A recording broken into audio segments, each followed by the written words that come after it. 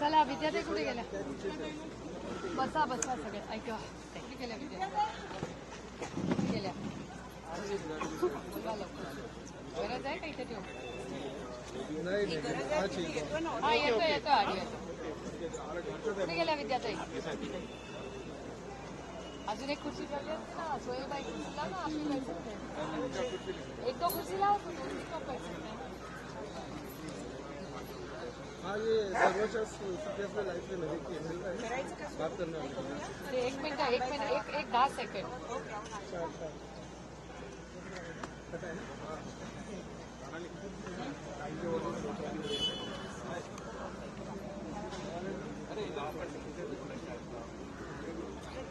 चला चला अरे विद्यार्थी कुठे गेल्या? एकच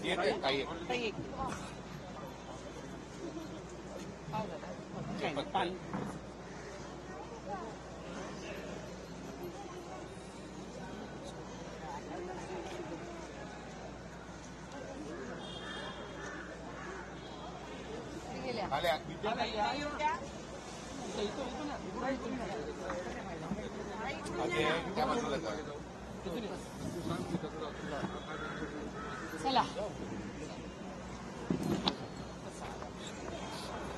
चला रोल. प्रजासत्ताक दिन आपण साजरा करतो. काय अपेक्षा आहे येत्या काळामध्ये?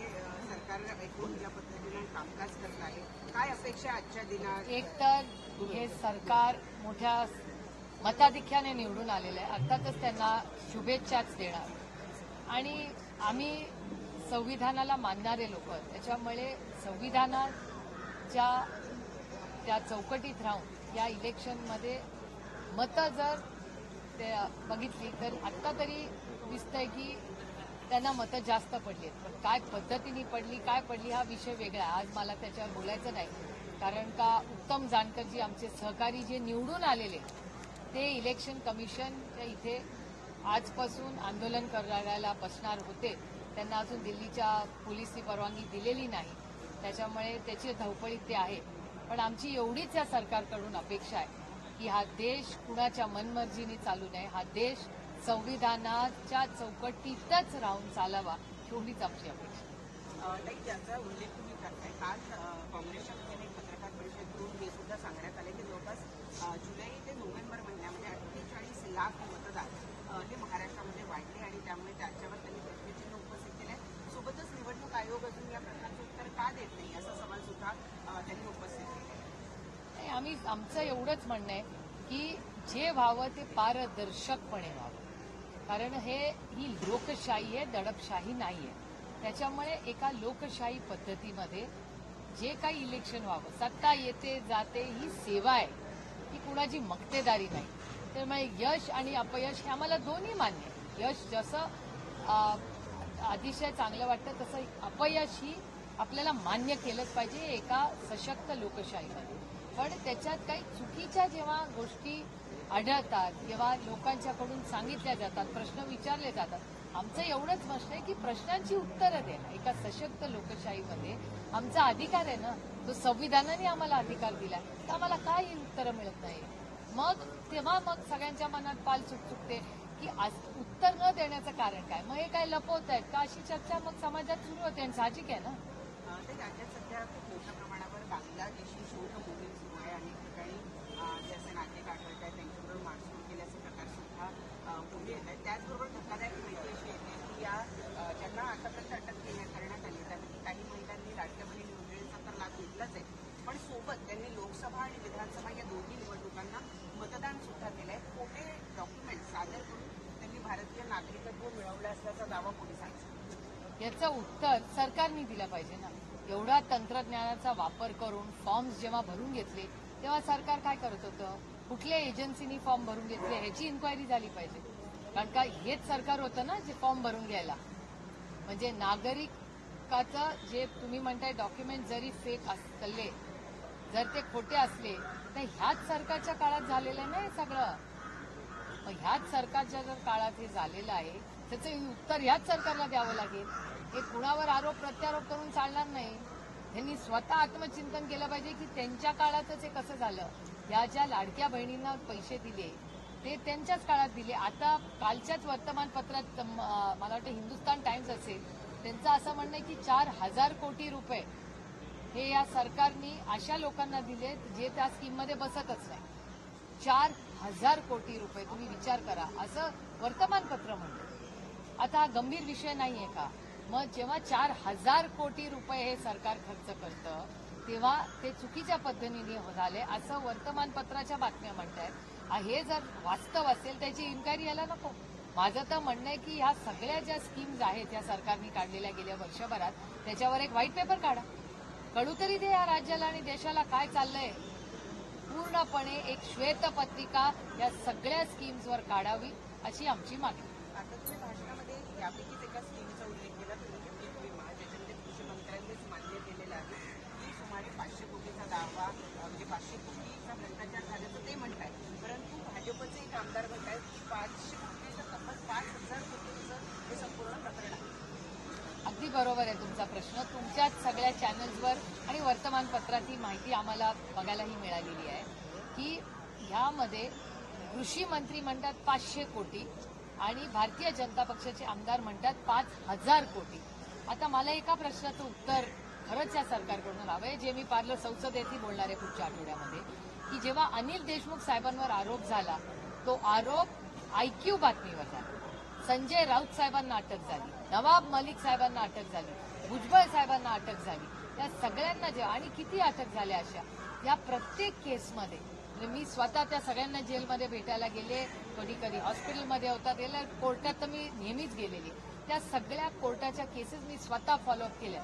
मग त्यात अनिल देशमुख साहेबांची असेल, संजय राऊत साहेबांची असेल, नवाबभाई मलिकांची असेल किंवा भुजबळ साहेबांची असेल, अशा किती केसेस मी तुम्हाला सांगू. राजकीय, मी त्यांना राजकीय का असं म्हणते की IQ बातमीवर तुम्ही यांच्यावर ED, CBI, इन्कम टॅक्स लावलं, तुम्ही त्यांना कोर्टात घेऊन त्यांना सगळ्यांना जेलमध्ये ठेवलं वर्षभर.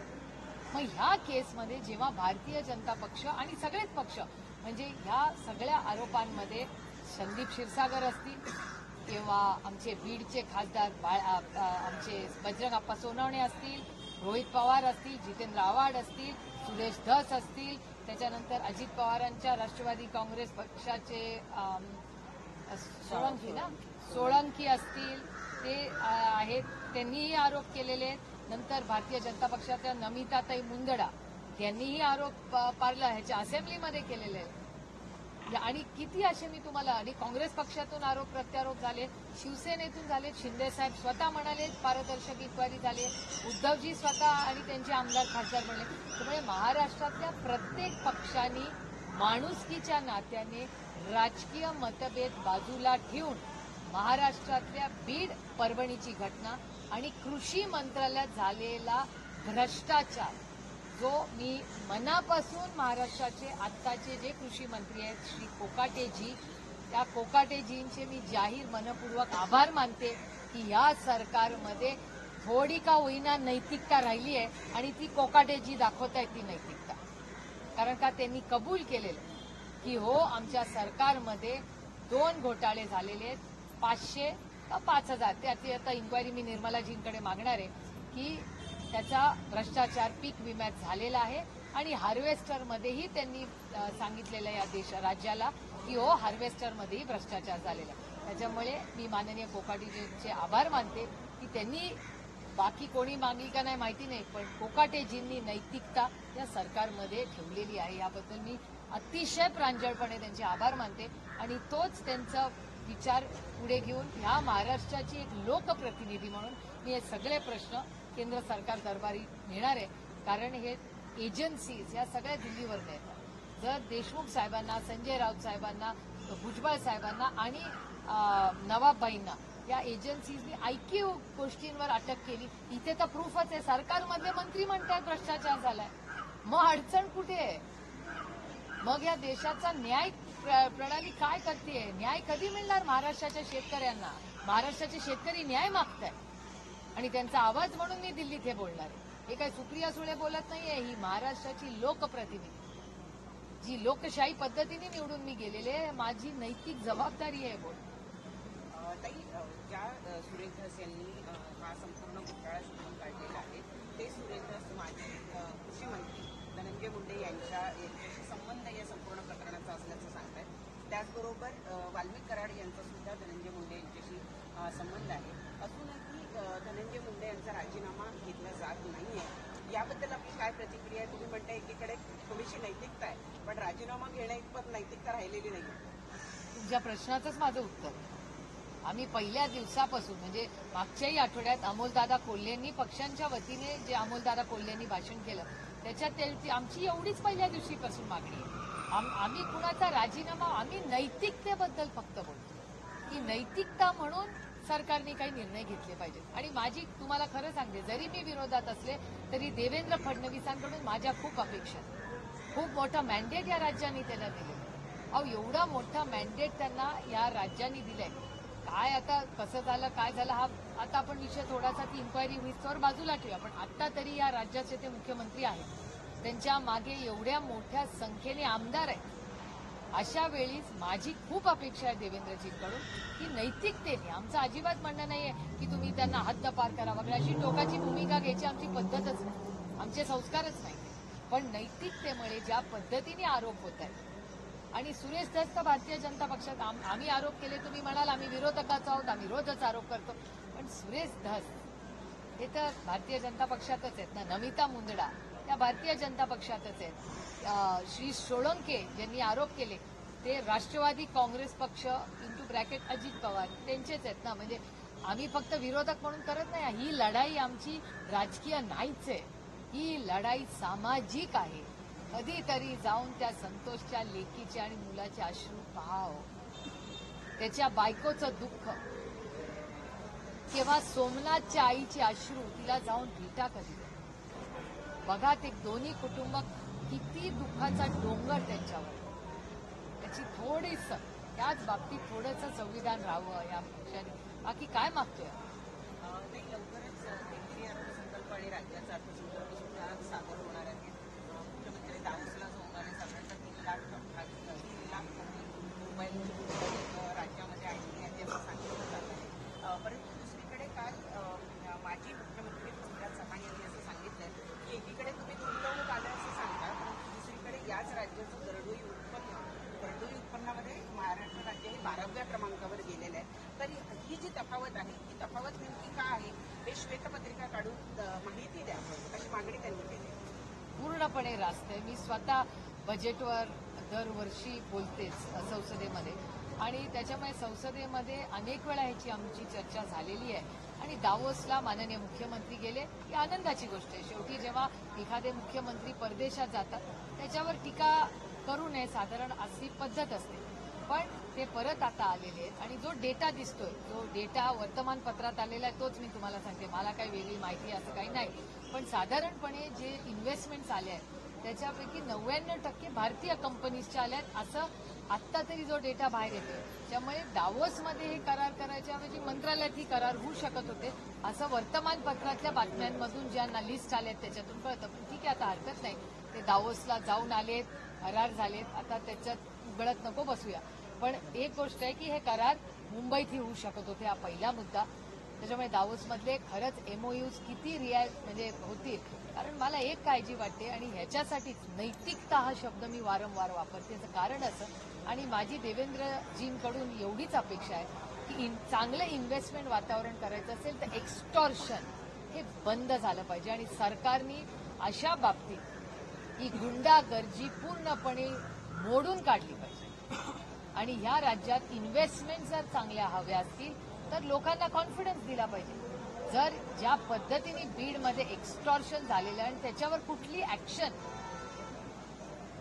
जी मेजरेबल आहे अशी दिसत नाही ना. नुसतं एका माणसाला अटक करून प्रश्न होत नाही. ह्या सरकारचं 0 टॉलरन्स अगेन्स्ट करप्शन असेल ह्या शब्द आम्हाला अपेक्षित आहे. आणि जेव्हा दावोसमध्ये तुम्ही म्हणता मग ते भारतीय कंपनीज असू दे का कुठल्या, तर ठीक आहे, आता भारतीय असल्या तरी काय वाईट नाही. आम्हाला अभिमान आहे की मराठी माणूस आज एवढ्या मोठ्या इन्व्हेस्टमेंट्स करू शकतोय भारतात, याचा आम्हाला सार्थ अभिमान आहे. पण ह्या इन्व्हेस्टमेंट्स करत असताना या इन्व्हेस्टमेंट्स खरंच झाल्या पाहिजेत आणि त्याच्यात कुठल्याही इन्व्हेस्टरला एक्स्टॉर्शन केव्हा ही दादागिरी जी आता चालली आहे, जी आपल्या डोळ्यासमोर रोज दिसते गेले 50 दिवस, ही मोडून काढायची नैतिक जबाबदारी आजच्या सरकारची आहे. एक. दुसरं की ज्यालाबद्दल मी गेले 2 वर्ष वारंवार बोलते, FRBM act, fiscal deficit management act, जो माननीय अटलजींनी सुरू केला, तो मनमोहन सिंग साहेबांनी पुढे चालवला, त्याला आणखीन ताकद दिली त्या विधेयकाला, आणि ते FRBM ऍक्ट हे पूर्णपणे मोडीत काढलं अनेक राज्यांनी. तसं महाराष्ट्राचं फिस्कल डेफिसिट हे किती आहे, आपण किती लोन घेतलेलं आहे, आपल्याला किती इंटरेस्ट व्याजाचा दर भरावा लागतो, या सगळ्याची माहिती पृथ्वीराज बाबा आणि माननीय जयंत पाटील. माननीय जयंत पाटलांनी जेव्हा अर्थमंत्री होते तेव्हा या राज्याचा सुवर्ण काळ आहे. जेव्हा जेव्हा अर्थमंत्री देशाचे आणि राज्याचे इतिहास लिहिला जाईल, त्याच्यात मनमोहन सिंग साहेबांचं, यशवंतराव चव्हाण साहेबांचं आणि त्याचबरोबर महाराष्ट्रामध्ये जयंतरावांचं नाव हे नेहमीच इतिहासात सुवर्ण अक्षरात लिहिलं जाईल. कारण का हे कामच आहे. मी माझे नेते किंवा त्या तिघांबद्दल मला प्रेम आहे, आदर आहे, विश्वास आहे म्हणून म्हणत नाहीये, पण data speaks louder than words. त्याच्यामुळे पृथ्वीराज बाबांनी जी मागणी केली आहे ती पूर्णपणे रास्त आहे. आणि हा खूप गंभीर विषय, हा फक्त विरोधक म्हणून आम्ही म्हणत नाहीये, पण फिस्कल मॅनेजमेंट आणि फायनान्स आणि प्लॅनिंग, मग देशाचंही असू दे किंवा कुठल्याही राज्याचं असू दे, आमचं म्हणणं आहे की ते फार सिन्सिअरली आणि संवेदनशील पद्धतीनेच झालं पाहिजे. देशभराचे 2 प्रश्न. एक तर पद्म पुरस्कार काल जाहीर झालेला आहे. राज्यातल्या 14 मान्यवरांना या पुरस्कारांनी सन्मानित केलं जात आहे. अशोक सराफ असतील, अच्युत पालव असतील, मारुती चितमपल्ली असतील, यांचा त्याच्यामध्ये सहभाग आहे. काय आपलं याबद्दल? नाही, जेव्हा हे कुठल्याही राज्यात, देशात जेव्हा त्यांचा सगळ्यांचा मान सन्मान होतो, ही आपल्यासाठी एक अभिमानाचीच गोष्ट आहे. आणि अर्थातच मीही दरवर्षी जेव्हा असे अवॉर्ड्स दिले जातात, मी आवर्जून त्यांची भेटी घेते, त्यांना पत्रही पाठवते, फोनही करते, कारण का आपली भूषण आहे आणि त्यांच्या सगळ्यांच्या कर्तृत्वाला हा एक मानाचा मुद्रा आहे. त्याच्यामुळे सगळ्यांना मी मनापासून शुभेच्छा देते. आणि भारताच्या आणि महाराष्ट्राच्या वतीने त्यांनी जे योगदान केलंय ते आमच्यासाठी एक खूप अभिमानाची गोष्ट आहे. आता एक शेवटचा प्रश्न. मुंबई महानगरपालिकेचे झालं मुंबई महानगरपालिकेमध्ये ज्या शाळा आहेत, शाळांना विद्यार्थ्यांना शालेय पोषण आहार देणाऱ्या ज्या महिला बचत गट आहेत, त्यांना गेले 8 महिने पगार मिळालेला नाही आणि त्यामुळे जवळपास 250 कोटी रुपयांचा हा निधी होतो. मुंबई महानगरपालिका म्हणते की राज्य सरकारकडनं हे पैसे आम्हाला आलेले नाही आणि त्यामुळे आम्ही ते तुम्हाला देऊ शकत नाही. जवळपास 8 महिने झालेले या 2,500-3 हजार महिला ज्या आहेत यांच्या घरची चूल पेटत नाहीये, कारण मुंबई महानगरपालिकेने थकलेले पैसे त्यांना दिलेले आहेत. हे नर्सिसचा पण असाच प्रॉब्लेम आहे. महाराष्ट्रामध्ये अनेक असे लोक आहेत ज्यांचे पैसे थकलेले आहेत. म्हणजे तुम्हाला आश्चर्य वाटेल, मी मागच्या आठवड्यात PWD डिपार्टमेंटमध्ये गेले होते. बारामती लोकसभा मतदारसंघातली अनेक कामं किंवा तिथले कॉन्ट्रॅक्टरांचं आंदोलन तुमच्याच चॅनलवर तुम्ही पाहिलेलं असेल.